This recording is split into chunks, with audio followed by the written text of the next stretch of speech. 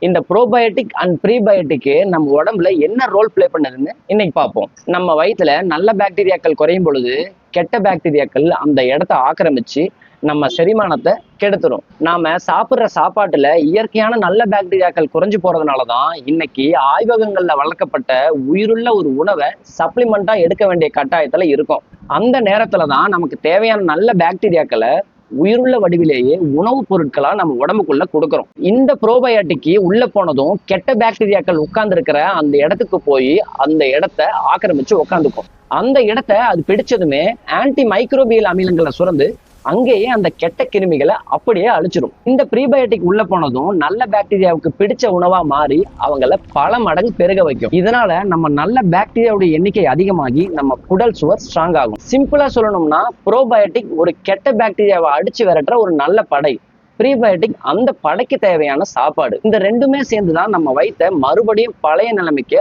ஆரோக்கியமா மாத்துது. இன்னொரு முக்கியமான விஷயம், டாக்டருடைய அட்வைஸ் இல்லாமல் இந்த மாத்திரை எடுக்கவே கூடாது. இந்த மாதிரி இன்ட்ரெஸ்டிங்கான தகவலை தெரிஞ்சுக்கணும்னு நினைச்சீங்கன்னா நம்ம பேஜை ஃபாலோ பண்ணிக்கங்க. தேங்க்யூ.